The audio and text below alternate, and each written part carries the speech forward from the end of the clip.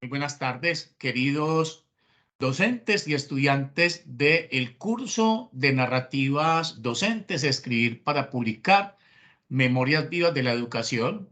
El día de hoy estamos cerrando este curso que espero podamos replicar, si no este semestre, el próximo semestre. De todas maneras, vamos con todo el ánimo para adquirir o lograr la publicación de un texto que porte rasgos significativos de nuestra vida como docentes, rasgos significativos de esa deriva existencial que nos ha llevado a ser los docentes que somos, con nuestras fortalezas y con nuestras debilidades.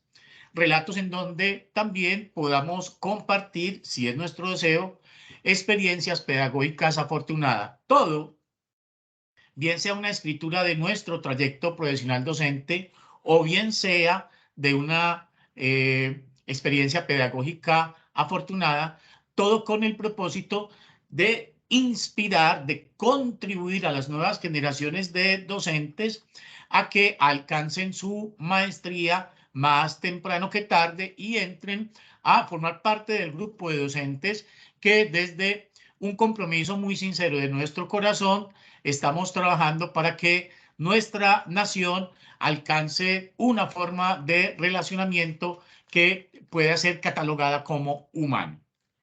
Muy bien, queridos amigos, entonces el día de hoy espero poder dar un cierre significativo a esta experiencia a través de la socialización de unas notas o unas breves reflexiones que quiero compartir con ustedes acerca del texto Grandezas y Miserias de la Tarea de Enseñar.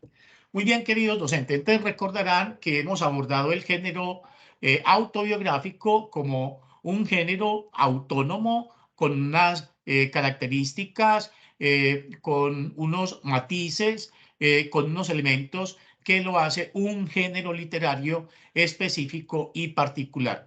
Vimos cómo ese género autobiográfico tiene aplicaciones en el ámbito de la educación en la medida en que nos permite consignar historias o experiencias afortunadas que luego podemos historizar, que podemos analizar y que podemos poner al servicio de investigaciones educativas, una de las cuales puede ser la investigación sobre las culturas escolares de nuestros planteles educativos, pero no la única. Podríamos, por ejemplo, hacer investigaciones educativas sobre un cuerpo de trayectos biográficos docentes de un grupo de colegas para aproximarnos a una categoría o a varias categorías, si la investigación nos induce la necesidad de proponerlos, que hayan, digámoslo, contribuido a la consolidación de unos perfiles educativos especiales. Muy bien, también nos dimos cuenta que el género autobiográfico ha tenido una aplicación muy fuerte en lo que se ha denominado la pedagogía de la memoria, que está enfocada fundamentalmente en permitir y facilitar la relegación del proceso catártico de muchas víctimas de distintos sectores ideológicos armados que se han producido en las distintas confrontaciones que han sucedido en nuestros países. Una pedagogía de la memoria que nos sirve también para contener la posibilidad de que esos fenómenos vuelvan a surgir. Recordemos que las mentalidades religiosas, las mentalidades ideológicas, cuando se suman con un amor y un fervor fanático y dogmático a la patria, se convierten en caldo de cultivo que muy probablemente sirven para generar mentalidades verdaderamente bárbaras, mentalidades que pueden producir de nuevo genocidios, desplazamientos y este tipo de fenómenos que hemos vivido lamentablemente de una manera seguida y repetida, por lo menos en la historia de Occidente. Bueno, queridos compañeros, entonces el día de hoy simplemente quiero compartir con ustedes una reflexión en torno a la complejidad del oficio del educador. Señalar unas dos o tres ideas que quizás puedan servirnos a nosotros para ajustar esos referentes o ese material escritural que tenemos para alimentar nuestros propios escritos. Muy bien, entonces, la tarea de educar. La tarea de educar es una tarea que se ciñe fundamentalmente a la realización o al logro de dos propósitos. Uno tiene que ver con la capacitación y el otro tiene que ver con la formación. La capacitación sabemos que está muy referida al desarrollo de unas competencias específicas, al saber hacer, al saber decir, al saber actuar, al saber interpretar, al saber desempeñarse. Muy bien. La formación, obviamente que no está desligada del propósito de capacitar, pero la entendemos como ese efecto que produce en la configuración del ser de nuestros estudiantes, las interacciones que ellos sostienen con nosotros, los agentes educativos u otros integrantes de la comunidad educativa en la realización de sus tareas cotidianas. Entonces, la formación tiene que ver fundamentalmente con el ser. Ahora, es pertinente plantearnos a nosotros la tarea de formar a otros seres humanos. Yo creo que no. O por lo menos habría que introducir unos matices para ser muy precisos en cuanto a lo que estamos afirmando. Los seres vivos y los seres humanos somos seres autopoiéticos. ¿Qué significa autopoiéticos? Es uno de los grandes aportes del maestro Humberto Maturana.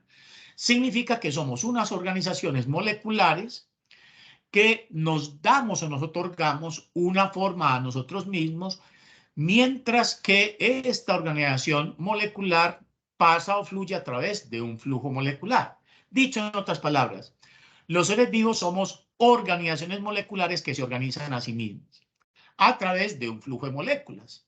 Cada uno de nosotros consiste en una organización de moléculas que se otorga a sí mismo su forma a través de un proceso que se llama autopoiesis y que se mantiene mediante un flujo molecular que ingresa a nosotros y que sale también de nosotros. Es decir, somos una organización de moléculas que conservamos esta organización a través del paso de nuestra propia organización por un flujo molecular. Somos seres que nos autoorganizamos.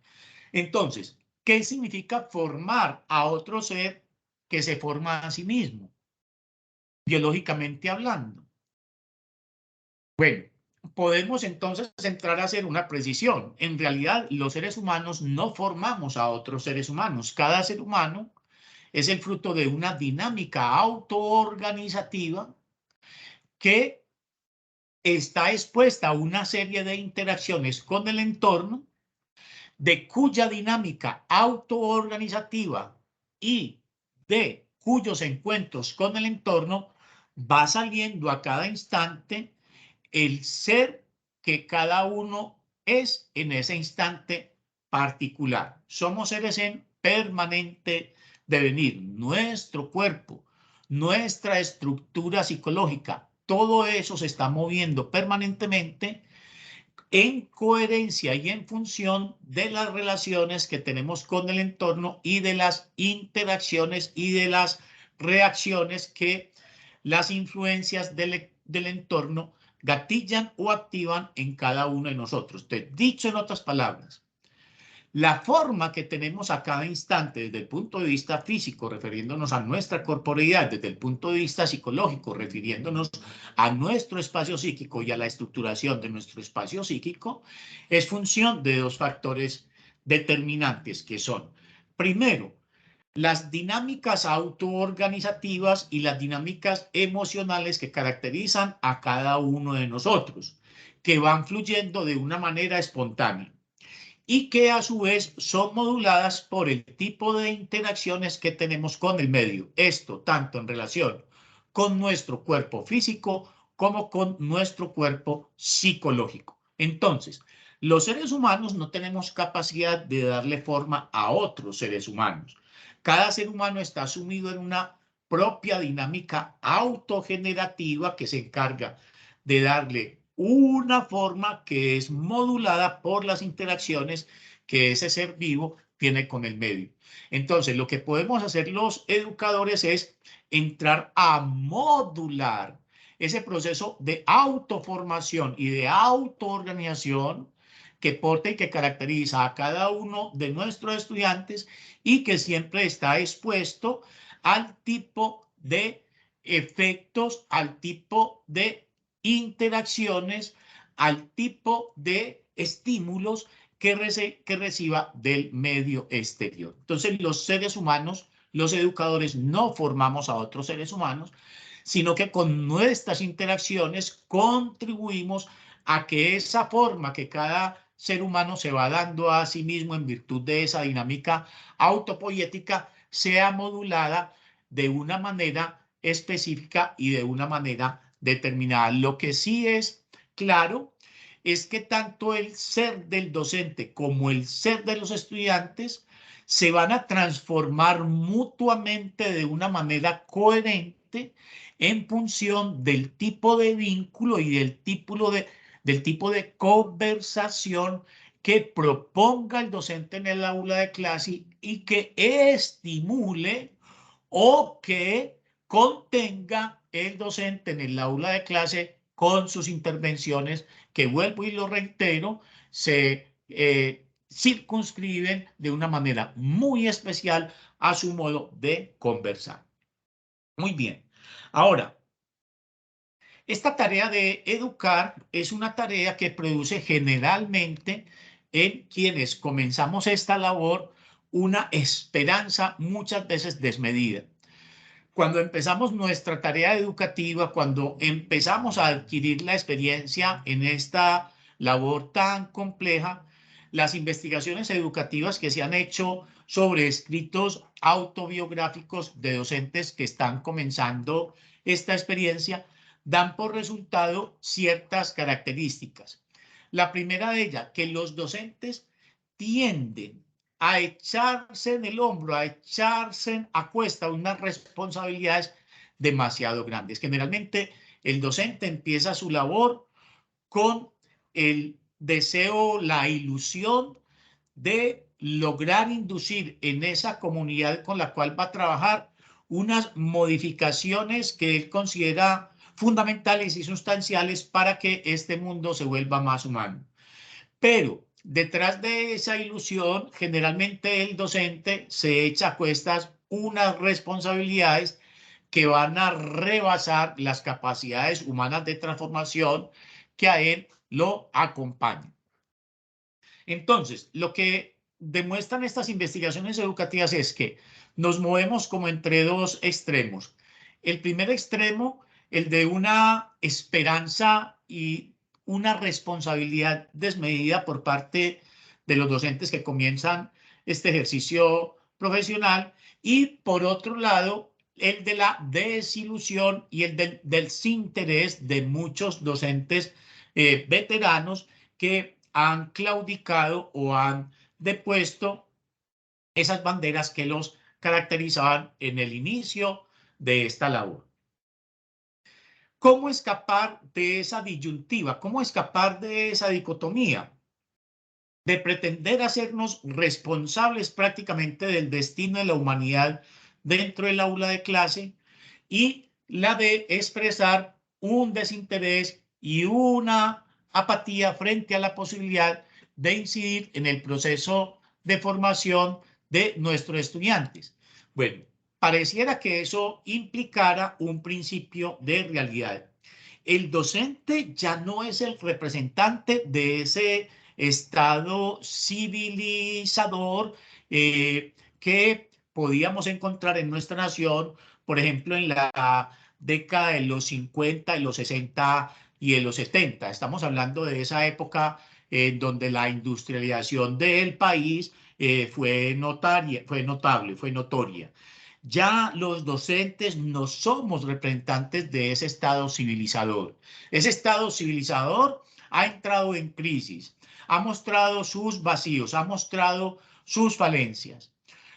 Los adultos ya no representan, digámoslo, esa etapa de la humanidad a la cual se quería aspirar porque ella exhibía la adquisición de unos grandes logros en el ámbito de la cultura, en el ámbito de la economía y en el ámbito del conocimiento. Ese reparto se ha deteriorado, se ha alterado.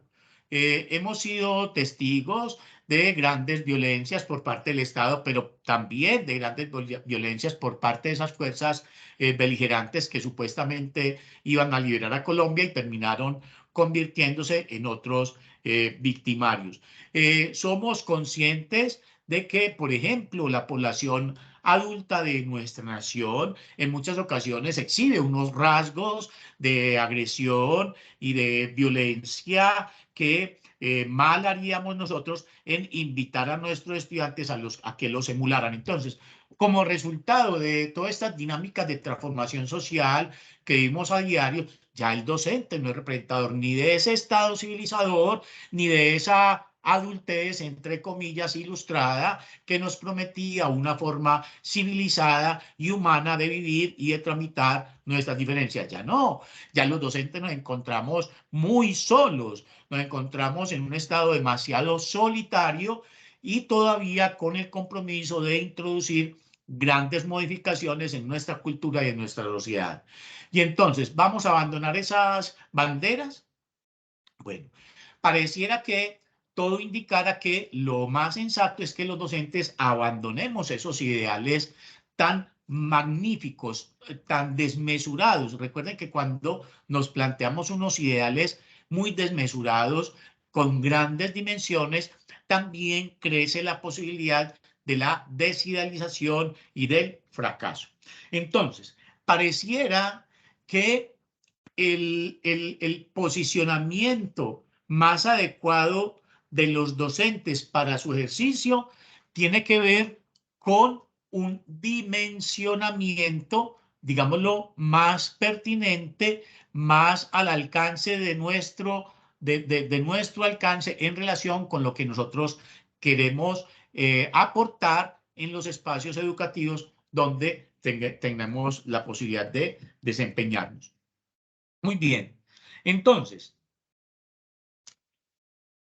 lo que encontramos en esa disyuntiva entre los docentes nuevos y los docentes antiguos, unos que se echan al hombro la responsabilidad de transformar el mundo entero y los otros que han arriado las banderas de aportar a una transformación de nuestra cultura, como que esa dicotomía la podemos esquivar en la medida en que volvamos más moderados nuestros propósitos.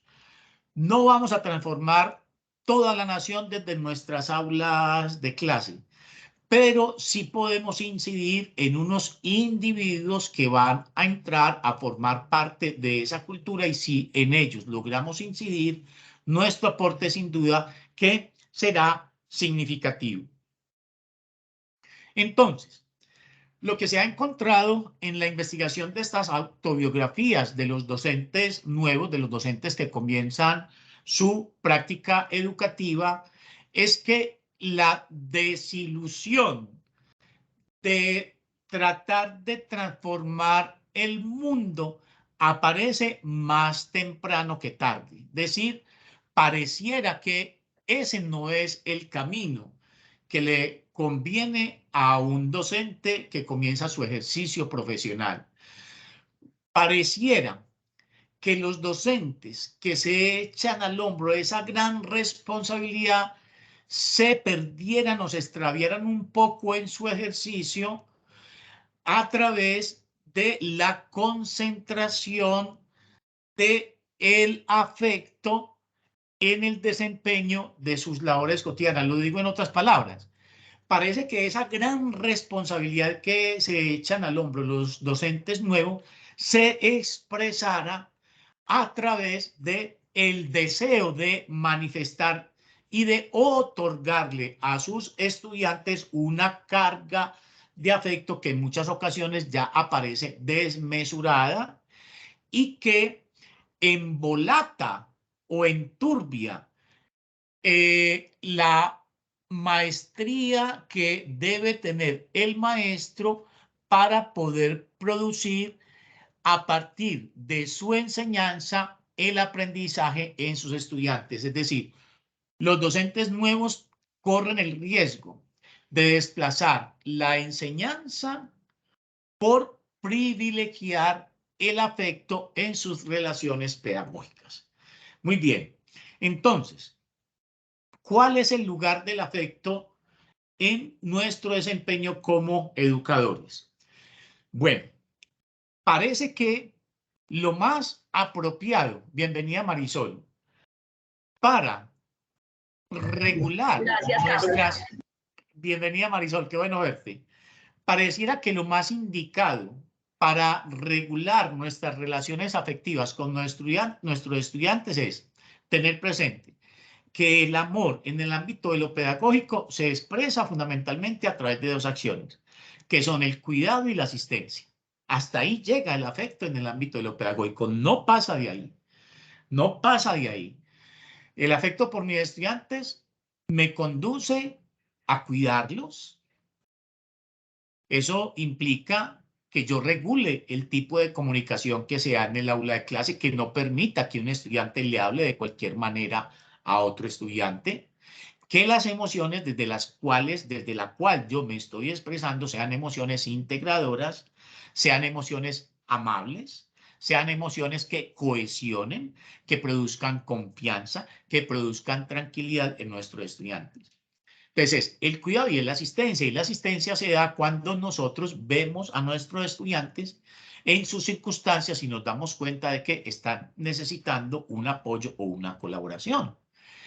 ¿Qué es lo que nos permite a nosotros distinguir a los otros seres humanos en sus circunstancias? Es la emoción del amor. Es decir, cuando yo siento que el otro es válido de una manera espontánea o de una manera inducida reflexivamente incluso por mí mismo, cuando yo siento que el otro es válido y legítimo, cuando lo siento, no cuando pienso, sino cuando siento, porque son dos cosas distintas. Una cosa es pensar, otra cosa es sentir. Yo puedo pensar que el otro es válido y legítimo y no sentirlo. Otra cosa pasa, si yo siento que el otro es válido y legítimo, necesariamente voy a pensar eso. Si estoy sintiendo que el otro es válido y legítimo, lo estoy sintiendo honestamente, inmediatamente voy a pensar eso. Recordemos, las emociones traen a los pensamientos. Entonces, solo cuando estoy en esa dinámica emocional yo puedo ver al otro en sus circunstancias. Es en ese momento cuando uno se da cuenta que el estudiante está embolatado, aquella chica está angustiada, aquella chica está deprimida, aquel muchacho está como asustado. Y ahí entonces uno busca al otro para brindarle los recursos con los que nosotros contamos y que creemos pueden servirles para que se alivie, se estabilice, se equilibre y siga con su proceso adelante. Entonces, el eros pedagógico, yo pienso que no tiene ninguna ambivalencia. El eros pedagógico llega hasta el cuidado y hasta la asistencia. Hasta ahí llega el eros pedagógico. Cuando aparece un interés, por ejemplo, en el ámbito de la educación superior, en donde hay adultos que entran en juego y que entran en contacto y se suscita un interés mutuo entre un educador y un estudiante, etcétera, ese tipo de relaciones pueden, digámoslo, seguir su legitimidad por fuera del terreno de lo pedagógico. Recuerden que los códigos de ética nos invitan permanentemente a evitar el desempeño de dos roles simultáneamente con una persona. Si soy el jefe, no ser entonces su novio, ese tipo de cosas, ¿cierto? Bien, que son cosas que entre adultos se pueden tramitar también de una manera sensata, pero lo que sí es claro es que el eros pedagógico llega hasta el cuidado y llega hasta la asistencia. Y creo que no hay ninguna ambivalencia en cuanto al afecto que nos debe acompañar cuando sentimos que debemos intervenir. Recordemos que el que educa interviene. El que educa interviene. Este es un riesgo de los docentes nuevos, que por congraciarse con sus estudiantes, entonces no intervienen. Ahí aparece lo que coloquialmente hemos denominado como la social bacanería. Yo no te molesto, tú no me molestas, yo no te exijo, tú no me evalúas mal. Ese tipo de transacciones evidentemente son nocivas. Entonces, el eros pedagógico, ¿hasta dónde llega? El eros pedagógico llega hasta la asistencia, hasta el cuidado. ¿Desde dónde? Desde el sentir aprecio por el otro, desde el sentir aprecio por ese estudiante que está pasando por nuestras manos, desde el sentir benevolencia por el futuro de esa vida, por el futuro de esa biografía, desde el sentir buenos deseos para que ese hombre o esa mujer que están en nuestro espacio educativo tengan en la medida de lo posible una vida que sea grata para ellos mismos y para la sociedad. Ahora, ¿cuál es la clave para el manejo del afecto que nos corresponde a los docentes hacer indefectiblemente. Pues para mí la clave está en la conservación del aprecio por el ser del estudiante, conservar el aprecio por el ser del estudiante, el afecto por el ser del estudiante, y dirigir nuestras amonestaciones, nuestras observaciones al hacer del estudiante. Al hacer del estudiante. Me parece que la forma de tramitar el eros pedagógico. Y es una forma de conservarlo y una forma de ponerlo al servicio de las intervenciones que nos toca realizar. Los docentes necesariamente tenemos que hacer observaciones, tenemos que amonestar, tenemos que sancionar en ocasiones y tenemos también que reprobar. El punto no es ese, el punto es cómo lo hacemos. Muy bien, entonces, es esa dimensión afectiva lo que constituye lo otro de la pura transmisión de información, que forma parte del educar también. Recuerden, uno de los riesgos que debemos esquivar los docentes es que por amar a nuestros estudiantes terminemos no enseñándoles nada. El equilibrio de la intervención pedagógica está dada por el hecho de que enseñamos desde el aprecio, desde el amor. Esto no puede ser una retórica, debe ser una actitud, debe ser una dinámica emocional y hacerlo de manera que efectivamente nuestros estudiantes puedan aprender de nosotros algo que antes de la relación con nosotros ellos no sabían. Entonces, es ahí donde está el equilibrio de la relación pedagógica entre el afecto y la transmisión de contenidos o el desarrollo de determinadas competencias. Es en ese afecto, es en ese aprecio en donde se abre el espacio para que los docentes también podamos transmitir o por lo menos abrir espacios de reflexión para que nuestros estudiantes vayan adquiriendo también de nuestra mano sabiduría, vayan adquiriendo ética, vayan adquiriendo esa capacidad de gestionar sus propias vidas desde el deseo de generar una vida que nos dé más ganas de vivir. Bueno, muchachos, entonces, digamos que el riesgo en el cual nos encontramos permanentemente los docentes es el de poner demasiadas esperanzas en nuestras acciones. Pero sin ello, nuestra labor perdería también todo encanto. Entonces, ¿qué hacemos para evitar esas grandes desilusiones que se vienen detrás de poner unas grandes esperanzas en nuestro quehacer? Bueno, yo pienso que la salida es, como lo decía al comienzo, volver la educación un proceso de pequeñas dimensiones. En últimas, la educación se resuelve en la forma como nosotros nos relacionamos con nuestros estudiantes o con nuestros grupos. Entonces, en la medida en que nosotros pongamos nuestro esfuerzo, pongamos nuestra atención, pongamos nuestras energías y nuestros recursos en expresar afecto a esa persona concreta en el aula de clase y en propiciarle o facilitarle el proceso de aprendizaje mediante nuestra enseñanza, con eso considero que los docentes circunscribimos nuestro accionar a unas dimensiones en las cuales vamos a poder recoger las satisfacciones que esta tarea nos reporta. ¿Cuáles son las satisfacciones fundamentales del maestro? El aprecio de nuestros estudiantes y el aprendizaje de nuestros estudiantes. Si todo eso está enmarcado en el propósito de contribuir a la generación de una cultura alternativa a la que estamos viviendo, pues creo yo que nuestro desempeño adquiere un mayor brillo. Bueno, mis queridos docentes, entonces, y en este caso, pues Marisol, entonces, el día de hoy vamos culminando entonces este curso. No sé si Marisol quiere compartir algo de su escrito en este momento. Ya quedamos a puertas entonces de las asesorías personalizadas, pues con el propósito de que los escritos de cada uno de nosotros lleguen a un nivel de calidad que nos permitan ponerlos al servicio de la comunidad a través de la publicación del texto que vamos a hacer desde la Secretaría de Educación. Bueno, Marisol, no sé si de pronto quieres compartir algo de tu escrito, alguna reflexión, o si quieres que conversemos alrededor de alguno de los temas que acabo de tocar. Pues no, me parece muy interesante el tema de las relaciones con el estudiante, pues finalmente yo llevo poco como docente relativamente con lo que ustedes llevan de experiencia. 2 años y medio. Llevo desde que inició la pandemia, exactamente, empecé en 2020, primer semestre. Llegué y un mes de clase presencial y entré a la virtualidad. Esa ha sido mi experiencia laboral como docente. Muy bien, Marisol. Ok, o sea que estás empezando, ¿cierto? Sí, comparado con ustedes, pues sí soy la novata del asunto.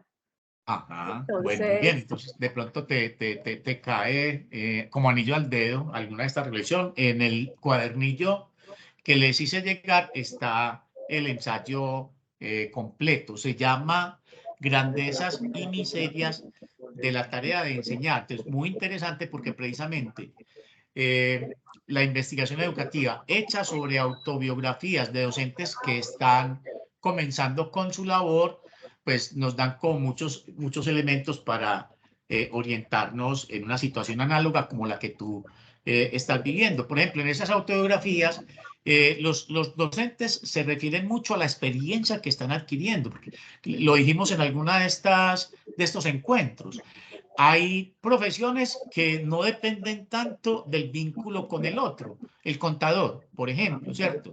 Nada, está muy circunscrito a unas informaciones y a unas cifras y a la aplicación de unas operaciones que él aprendió.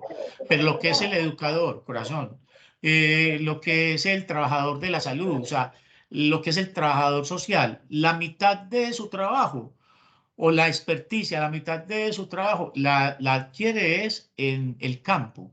Entonces, lo que se encuentra en esas autobiografías, Marisol, es que muchos docentes plasman los errores y los daños que han cometido sobre algunos estudiantes o sobre algunos grupos. Eso es muy importante. Uno tiene que estar dispuesto a estarse revisando, a estar reflexionando sobre la forma como uno interactuó. El deseo de ser exitoso a cada instante, a mí me parece que lo puede a uno inhibir, lo puede a uno detener en esa tarea reflexiva que uno debe estar haciendo para poderse depurar. Entonces, es muy importante que uno admita que somos seres en falta, que somos seres que nos equivocamos, que somos seres que confundimos situaciones, que a veces le hablamos de una manera inadecuada a un estudiante por una situación que nosotros ilusionamos y que realmente no está ocurriendo. Todo ese tipo de cosas suceden.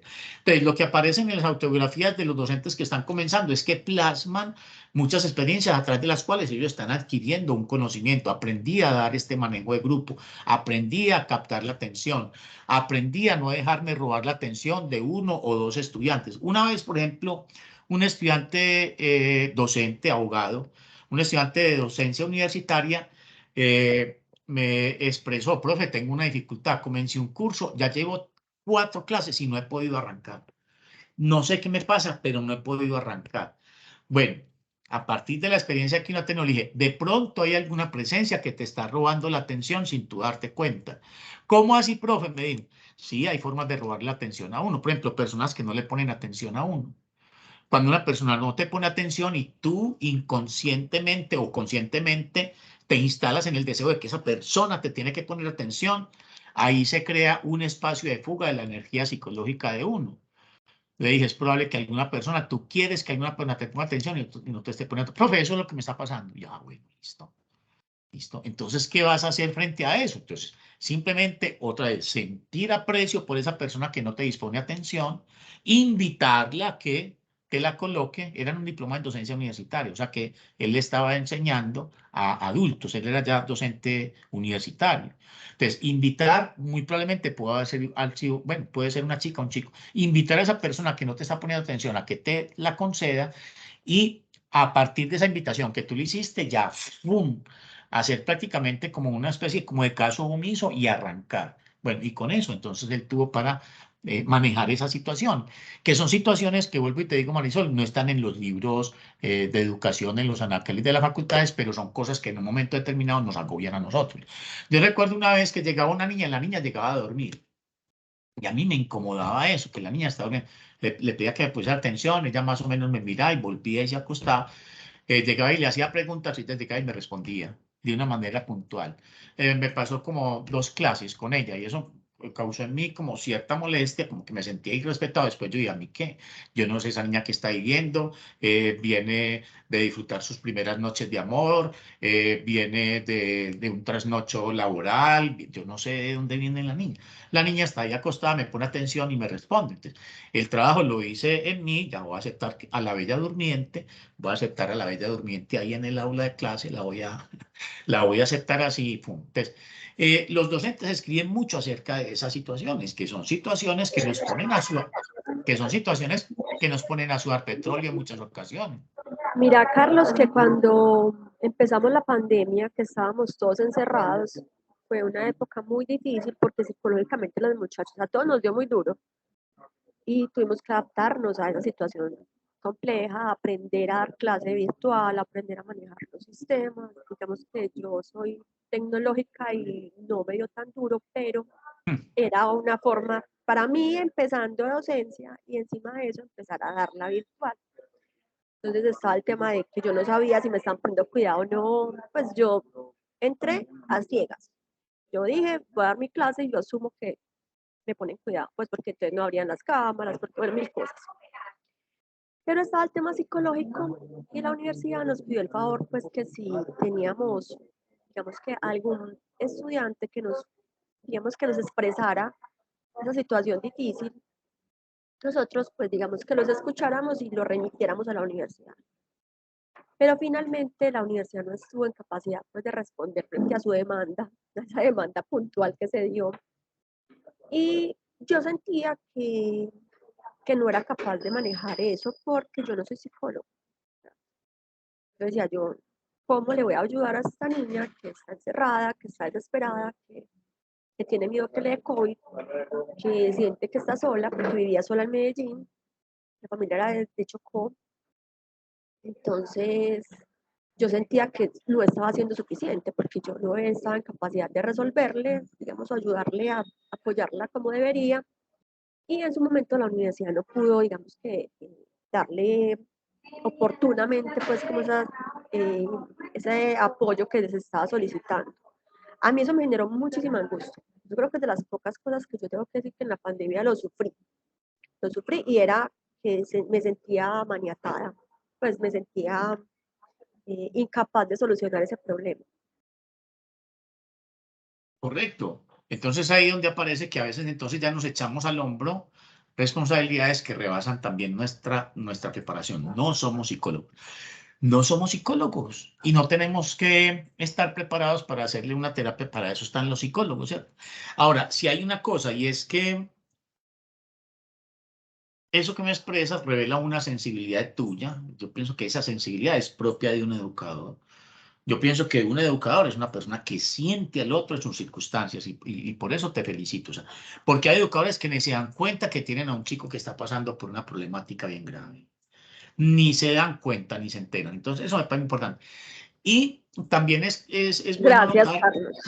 sí, mi corazón, y también es bueno notar que hay unas intervenciones pedagógicas que están al alcance nuestro, que muchas veces le evitan a los estudiantes una terapia psicológica, pero que nos indica en qué estado se encuentra nuestro estudiante, la conversación que tengamos con él. La conversación que tengamos con él. Yo he tenido conversaciones con estudiantes que las veo muy deprimidas, las veo como muy apabulladas. Les pregunto si le está pasando algo puntual o si es algo de su historia. Y en algunas ocasiones me han contado aspectos de sus vidas familiares. Eh, Como no soy terapeuta, entonces no entro a, digámoslo, detallar sobre esas situaciones. Pero sí pregunto de tal manera que yo alcance a darme cuenta si hay una situación afectivamente desventajosa para la chica o para el chico. Y cuando me doy cuenta de que efectivamente hay una situación desventajosa porque hay un rasgo de competencia del papá o de la mamá con ella, entonces de pronto me dispongo a hablarles un poquito precisamente de lo que producen estas culturas matriarcales, patriarcales y de lo que podemos vivir en las culturas matrísticas. Y cuando les hablo de esto, por lo menos como que logran entender por qué el papá, por qué la mamá son como son. Hasta ahí puedo llegar yo. Hasta ahí les digo, yo hasta ahí puedo llegar. En muchas ocasiones hay chicos o chicas que han resuelto esa inconformidad con sus familias a raíz sencillamente de esa conversación y ya no tuvieron que ver más ya con eso. Ah, ya entiendo por qué mi mamá está pesada conmigo, porque estamos en una cultura que enseña a los papás y a las mamás a ser dominantes. Ah, porque entonces a mi mamá también la trataron de ese modo cuando ella era niña, entonces ella también vivió esto que yo estoy viviendo, sí. Bueno, y a veces eso les sirve, ¿cierto? Pero en otras ocasiones uno se da cuenta que están pasando por unas problemáticas más complejas que necesitan en este momento una niña que fue violada. Ay, ¿Yo qué voy a hacer ahí? Simplemente te y decirle, otra por cosa favor. es que a veces uno tiene la empatía suficiente porque ha pasado por la situación, pero hay veces en las que uno no va a ser capaz de empatizar en todo. Exacto. Entonces, Eh, esas son las cosas que los docentes no podemos echarnos a cuestas. O sea, exacto, mira, yo, por ejemplo, me desempeñé como educador desde este proyecto de transformación cultural profunda, a veces como desde la exigencia que yo tengo que hacer eso pues en Colombia. Miren las tareas que uno se pone, mi querida Marisol. Yo pienso que eso puede hablar a veces también hasta de una autovaloración ya desmedida de uno mismo, del ego. del ego de uno, sí, también, eso hay que decirlo Mm, sin tapujos, sí, o desde un deseo muy grande de contribuirle pues también a la exacto, humanidad, hasta que llega y la vida le de, dice a uno, de no, Carlos, aportar. Ujú, no, de aportar. Máxime que nosotros formamos parte de una generación que recibió ese mensaje, por favor, ustedes exacto, contribuyan ayude. a dejar el mundo un Así poquito es, mejor. mejor. Que hay que, sí, pero llegó Estas un no, momento donde estas no, estas no, yo tuve estas si no que, aportan no les pasa nada. exacto, y llegó un momento donde yo tuve como que decir, un momentico, Carlos, espérate, desde que tú estás haciendo esto, en el ámbito que la vida te Se puso. disponga, debes estar satisfecho ya contigo mismo. Entonces yo por eso soy tan insistente que el cambio cultural profundo del que yo hablo y que yo creo que ustedes están montando en él, lo vivimos es en el aula de clase, lo vivo con mi pareja, lo vivo con mi papá, con mi mamá, con mis hermanos, en esa De relación. acuerdo. Entonces, en esas investigaciones pedagógicas sale mucho eso. Entonces sale el desencanto de los docentes porque se proyectan como unos superhéroes, me puedo ubicar ahí, ¿cierto? Entonces se echan a cuesta unas responsabilidades que ya rebasan sus capacidades. Entonces, muy importante es como tener mesura frente a lo que nosotros podemos hacer, ¿cierto? Y De acuerdo. concentrarnos ahí en ese ámbito, en esa relación con ese estudiante particular, con ese grupo particular, en la enseñanza de esa operación particular. Bueno, yo los quiero mucho, pero quiero pues que aprendan a sumar dos cifras, si no, a ver, Ujú, ¿cierto? En ese tipo de sí, sí, cosas, de acuerdo. Marisol. Bueno, espérame a ver si aquí encuentro otro detalle. Ah, bueno, ser conscientes de los daños que cometemos. Eso es muy importante. Entre más tempranos uno se disponga a reconocer, uy, yo le hablé de una manera muy fea a esta niña. Uy, yo creo que yo fui muy agresivo cuando le respondí a este chico. Entre más temprano que tarde nos dispongamos a reconocer nuestras debilidades, empezará pues nuestro proceso de perfeccionamiento. Yo digo que uno se quiere a sí mismo cuando se desidealiza de ser el mejor docente, de ser la mejor mujer, de ser el mejor hombre y uno se asume con sus faltas. Y en ese momento, entonces uno empieza un proceso de amor, creo yo, verdadero, porque entonces uno empieza a darse cuenta, uy, yo a eso soy muy autoritario. Ay, ve, yo no me había dado cuenta. Ah, bueno, entonces voy a ir a bajar, bueno, le voy a ir bajando a eso. Una vez me tomaron una foto cuando empecé mi oficio como profesor de quinta primaria y estaba así en el patio y estaba diciéndole a los niños que hicieran la formación. Y me tomaron la foto y vea, era con ese dedo ahí y con una cara como de dictador, de con una cara de dictador, y me pasan esa foto, y yo, ay, ese soy yo. Ay, y ese gesto yo lo hago, pues yo lo represento, yo lo encarno con niños de quinta de primaria. Ah, qué tan interesantes. Ahí empecé yo también un proceso de revisión, ¿cierto? De mi expresión corporal, de mis gestos, etcétera. Y eso son tareas inacabables. Entonces, esos son rasgos que aparecen en las autobiografías de docentes novatos, ¿cierto? Entonces, aprender de los errores cometidos, por un lado, y por otro lado, aprender a colocarnos unas ¿Por qué lo está metas o solicitando, unos cierto? propósitos Sí, a ver si está de acuerdo más, al aquí está eso, no reglamento. se ha dado cuenta, espérate, poner unos ideales más Ya lo al muteé, alcance nuestro. ya muteé a decir, porque se le oía toda la conversación por allá por. Listo. Bueno, entonces eso, Marisol. Bueno,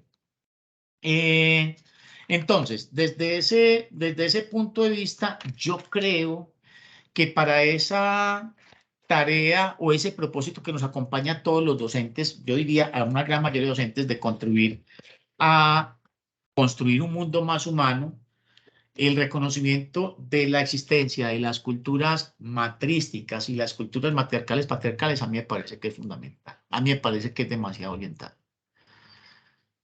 Entonces vamos a contribuir a un cambio cultural profundo y significativo en la medida en que tengamos conocimiento de que esas culturas horizontales, armónicas, respetuosas, lúdicas, divertidas existieron y que las podamos volver a implementar en nuestras aulas de clase. Me parece que eso contribuye mucho. Sí, mi querida Carlos, Marisol. Bueno, ¿cuándo yo no vamos tengo a...? el texto. Tranquila, corazón, Yo tranquila. tengo el texto, incluso yo empecé con el texto del profesor que yo recordaba y terminé como nuestra compañera, pues hablando de mi profesora de kinder, que es una persona muy especial, pues. Digamos que en un mundo bastante racista que hemos tenido nosotros, ella es una mujer que viene de Chocó, que era la profesora de kinder de un montón de niños y digamos que las familias del barrio accedieron a que ella fuera la profesora de todos nosotros en un mundo bastante complejo pues en ese momento. Si el racismo hoy sigue existiendo, pues en esa época sí que era. Y ella era la profesora de kinder de todos los de la cuadra y del barrio. Me parece una cosa muy interesante. Ya hoy está muy enferma, hoy es una señora que ya está, digamos que, eh, muy enfermita, mucho.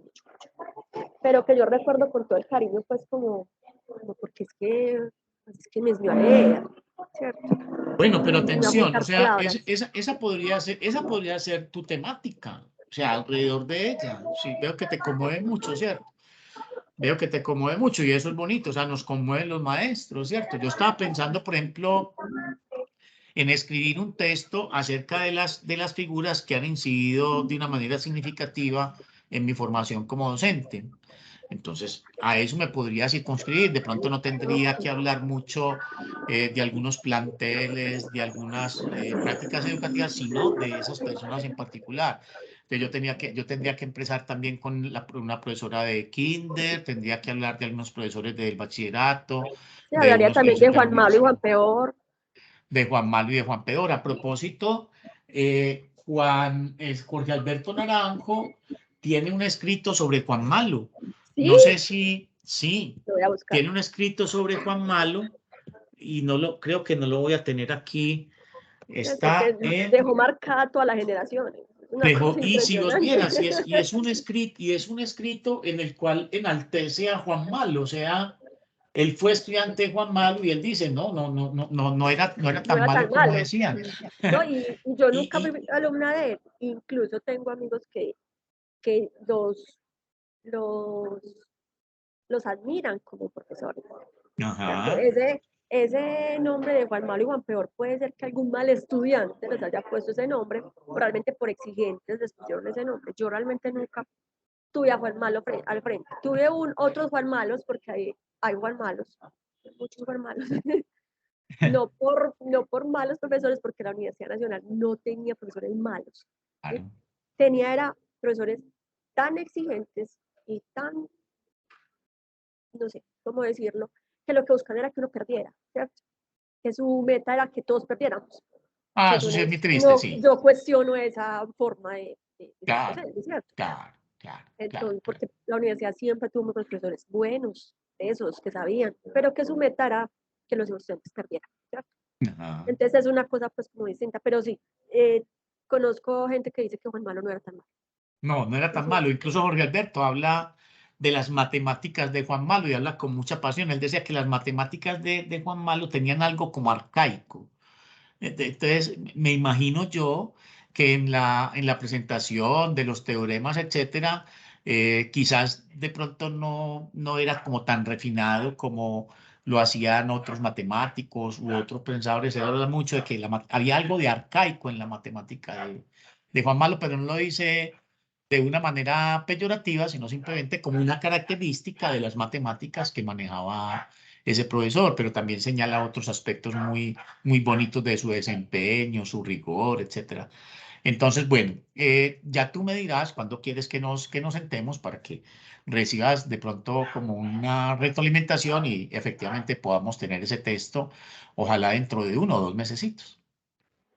Yo me voy a poner como meta adelantar ese texto y la otra semana entonces le pido el espacio, ¿no le parece?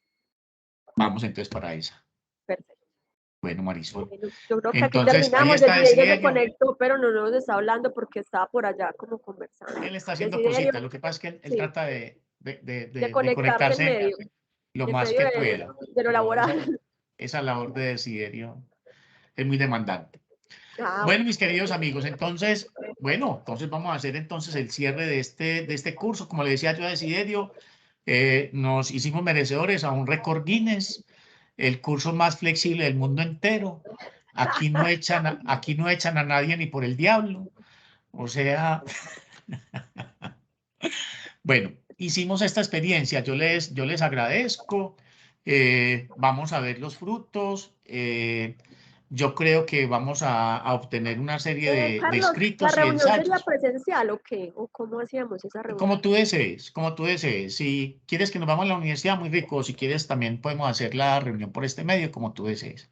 Y lo mismo a Listo, Desiderio. Entonces ya coordinamos. vamos a abrir ya el espacio para hacer como unas asesorías personalizadas. Yo todavía estoy en la duda de si elaboro un escrito autobiográfico para el libro o concentro mis energías en hacer la presentación del libro, porque el libro pues necesita una presentación. Eh, Vamos a ver. Entonces, pero de pronto tomé la decisión también de hacer un escrito acerca de esas figuras que han incidido en mi formación como docente. Entonces, la idea es, listo, que ya nos sigamos encontrando en lo que queda de este semestre de una manera personal y el propósito es que lleguemos a tener nuestro escrito. Otra vez, tampoco entonces nos propongamos un escrito muy rimbombante. De acuerdo. Yo pienso que un escrito entre 5, 6, 10 páginas es un escrito muy digno. Un escrito entre 6, 8, 10 páginas. Esto también va dirigido a Desiderio, que de pronto Desiderio, por un comentario que me hizo esta semana, de pronto ya has abierto mucho el espacio. Entonces, miren hasta dónde abrir y hasta dónde ir cerrando, ¿cierto? Bueno, ya eso es decisión pues de cada uno, ¿cierto? Pero yo considero que un escrito de unas 6, 8, 10 páginas es un escrito muy apropiado para el libro que queremos sacar en Secretaría de Educación. Si son más, pues Perfecto. bienvenidos también. Listo. Listo. Bueno, Desi, Bueno, una feliz tarde a los dos. Muchas gracias. Igualmente, muy gracias buenas Marisol. tardes. Gracias por los aportes, como siempre, Carlos. Así en medio de estas labores, siempre atento a seguir el curso de la misma. He hablado y compartido contigo como qué es lo que he desarrollado hasta el momento y espero pues que se vaya esto de esos frutos. Muchas Gracias, gracias, Desi, Carlos. gracias a ti por el apoyo, hermano, porque esos son apoyos. Y bueno, ya vamos abriendo camino. A lo mejor esto se convierte, digámoslo, en un elemento también tradicional de la educación en Envigado, ¿cierto? Que cada año, cada 2 años, imagínate, Desiderio, que en la Universidad de Envigado logremos una acogida a esta propuesta y que tengamos un libro sobre narrativas docentes de la institución universitaria Envigado. Una belleza. ¿Cuántas cosas tenemos por escribir ahí? Después de esa experiencia, de pronto podemos hablar con la rectora, con el vicerrector, venga, vamos a meterle la ficha a esto, vamos a hacer la convocatoria y tener un libro de experiencias docentes en el ámbito de la educación superior. No lo conozco. De más que ese libro existe en la nacional, hay gente, pues, hay pioneros hace rato que están pedaleando acá, ¿cierto? Pero yo no lo conozco. Un libro de memorias vivas de la educación a nivel universitario. No lo conozco, además que existe, pues. Pero independientemente de que exista y que no exista, qué tan bueno que, por ejemplo, la Universidad de Envigado se enaltezca con una producción de este tipo. Bueno, mis queridos Sí. compañeros, Bueno, hoy recuerda Marisol que pero con mi reto. el uniforme hoy era camisa azul Sí, estoy con, viendo, pero nadie por me avisó. favor, para el próximo curso, ser más juiciosa Y con de ese aspecto. florecitas, sí, ve. Bueno, no, parece charlando, pero sí, nos dimos a la tarea de soltar este curso así. Yo creo que varios compañeros están comprometidos con él. Yo creo que vamos a cosechar unas 6 o 7 narrativas y eso es muy interesante y bueno, es otra. Claro, la verdad es que a mí me pone nerviosa esto de pensar en publicar, porque finalmente pues yo no es que escriba mucho, tengo muy buenas intenciones, pero no lo hago tanto como quisiera. Y ese tema de la publicación me parece un reto súper, o sea, me revuelca el estómago, si me hago entender. Sí, no, no lo cojas así. No lo cojas como una obligación. O sea, si eso te No, trae, no, pero no, no, que no, no, eso. Y sino vamos a tratar de llevarlo que allá, otro me Marisol. lea, que otro me lea, eso a mí me parece de las cosas que, uy, pero Sí, es por lo mismo, ¿cierto? sí, sí, sí. Listo. Entonces, vamos a apelar a la perseverancia del artesano. Sí, señor. Entonces, lo que dice el famoso refrán, la perseverancia alcanza lo que la dicha no Alcanzar, o puede. sea, Entonces, yo no puedo. como yo digo, no somos escritores geniales. Yo no soy un escritor genial, pero yo sí soy artesanal. Desiderio es De testigo acuerdo. de eso. Yo, listo, yo cojo un artículo y empiezo a trabajar el articulito y a pulirlo y a reestructurarlo y a borrarlo y a Sí, me estoy reiniciarlo. leyendo La cocina del... ¿cómo se llama el libro? La Eso, es que cocina ese es el de... regalo que hace Daniel Óyame, Casán. pero es una cosa genialísima. Ese es el Pues no he regalo que él terminado el hace. libro, pero de Ese es el verdad es una regalo que él cosa. hace. Que hay gente, yo vuelvo y les digo, hay gente que escribe de un solo tiro y escriben cosas maravillosas. ¿Qué nota para esa gente? Listo. Nosotros no somos así. Entonces, nos queda la del artesano, la de volver a leer, la de decirle a un amigo, léeme. Yo Ujú. lo hago, léeme, a decir, le he dicho, léeme esto antes de publicarlo. Uno está muy enredado, hermano, eso no lo entiende nadie. ¿Cómo? Bueno, listo. Me perdí. Entonces, sí, ¿no? Entonces, mediante la perseverancia, sin duda que vamos a llegar a unos textos muy dignos. Listo. Y leer Muchísimas al gracias a los otro. dos. Recuerdo, Carlos, cuando hice la presentación de tu libro, que es muy interesante el ejercicio también de leer el compañero, apropiarse a fondo y poder socializar con una compañía de profesionales, de investigadores y hablar sobre esta línea, respetando mucho ese hilo conductor que vos manejas, pues, ¿cierto? En tus textos. Entonces, para Sí. mí, ahora que hablamos de lecturas e introducirse en las narrativas, fue una experiencia muy, muy interesante. No sé si aquí logren visualizar este título. Yo veo. Correrlo más para la, Para atrás, eso. listo, más para atrás y más Uso hacia de tu las izquierda. historias de vida en las ciencias sociales. Eso sí. ¿Cuadernos de qué? Uso de las historias. A la izquierda, Muy bien ese libro. Sí. Contanos desiderio de ese libro. cuadernos Que, de CITS, ¿qué es lo que dice ahí? ya Eso te es del digo, cuadernos cuadernos del del CIN. CITS. Esto es Eso es de de la la Universidad de Antioquia. Universidad de Antioquia. Ah, ok. Eso es de la Universidad de Antioquia. Sí. ¿Cuál fue lo interesante de esto? Que cuando Carlos empezó a hablar de las formas de empezar a hacer las narrativas, también fui tratando de abordar unas bibliografías que me acercaran a como a liberarme un poco de lo que estaba diciendo Marisol, que es ese temor que uno siente que me parece muy natural sentirlo, pero que con la ayuda del docente, en este caso, de sus apoyos bibliográficos y de la propia investigación de uno, lo lleva como a liberarse, como a soltar, como a decir, bueno, ¿y cómo narraría yo mi propia experiencia? Entonces, en el caso de este texto que tengo a la mano, lo complementé con lo que se ha dado hasta el momento y era, bueno, ¿qué capítulo voy a empezar a hacer yo? Por ejemplo, en esto de ser docente y cómo arranca desde la niñez esa apropiación y cómo influye el contexto en el que estoy, mi contexto familiar, mi contexto barrial en la comunidad donde crezco, mi contexto educativo y luego mi crecimiento personal. Entonces yo fui aunando todas esas experiencias más las que leí de los compañeros y pues estoy, Carlos lo dijo ahora, estoy apenas diseñando un texto, escribiendo cosas, pero que me toca mi figura personal, pues como persona y como profesional en esto de las lides de ser profesor. Entonces, quise traerlo a colación, ya que no había participado pues, en los anteriores encuentros, pero decir que es una experiencia que le va dando a uno como un hito, le va dando a una marca personal. Por eso me apropio de ella y me ha parecido muy importante.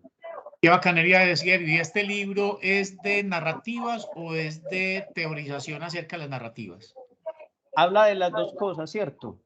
Ese libro me sirve. Teoriza y te da elementos para llegar a las narrativas. ¿Y hay Incluso narrativas? parte, sí, parte de ¿Y quiénes son los experiencia. autores de ese libro que ya enseguida ya me... Pequeños fragmentos. Ajá, Francis Godard y Robert Cabanes. no los conozco. Francis Godard. Sí, Ah, son franceses. sí, señor. Ok, qué bien Desiderio. Bueno, entonces, Ujú. listo. Ahí nos llega entonces otro insumo. Sí. Y Desiderio, sí, siempre me ha apoyado mucho en mis cosas, de verdad. Y siento mucho ese aprecio de Desiderio y ese apoyo, de verdad. Claro que sí. Bueno, Carlos, te estaré molestando para que me leas Queridos. mi texto. Listo. Entonces, les agradezco mucho haber participado pues de esta Esa experiencia. es nuestra última charla, ¿cierto? Pues mi Esta última es la reunión última, más. de pronto los convoco más adelante también, pero Perfecto. formalmente sería la última, de acuerdo con nuestro plan de trabajo. Como ustedes saben, uno plantea proyectos y hace trayectos. Entonces, la idea era que hiciéramos un seminario cada 8 días, que leyéramos un documento, que sencillamente yo me di cuenta que no habían las condiciones para hacer eso, ¿cierto? Entonces, uno tiene dos opciones.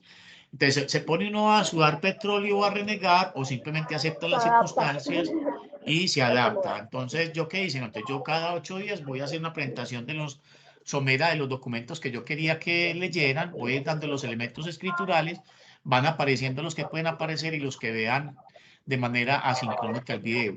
Vamos a ver los frutos, pero por lo menos ya lo hicimos. Y yo más adelante me vuelvo a disponer a hacer un curso de estos con docentes. ¿Por qué? Porque me parece que sí, yo creo que si logramos a unas 5 o 6 narrativas, ese va a ser el indicador, ¿no? Mire que ha sido resultado. Ustedes están en la universidad los dos, en ¿Ah? este momento. Están en la universidad los dos. No, yo estoy acá en mi casa y enseguida salgo Ok. por allá a dar una charlita. ¿Tú estás en la universidad? Sí, yo estoy en la universidad. Listo. Y yo Bueno, mis acabo de salir de la compañeros. universidad. Ah, Pues, ya, ¿sabes? bueno. Nos Y por tenemos aquí en también un que encontrar cafecito, por pues. ahí Sí, y, claro. ¿cierto? Y tomar un alguito, hacer una Sí, invitación a los del creo que grupo. sería interesante. Sí, a ver Sí. si queda aquí de pronto un grupito o algo, Ujú. que es muy interesante, que esas Total cosas. disposición. Listo, muy bien, Desi. Listo. Bueno, mis queridos compañeros, Feliz entonces, tarde. Nos lo mismo seguimos para ustedes. conversando. Y muchas gracias por la atención. Que estén muy Bueno, bien. pues, Hasta luego. Gracias. Gracias, Desi. Mi querido Desi, Dios te pague siempre por todo. Hasta luego.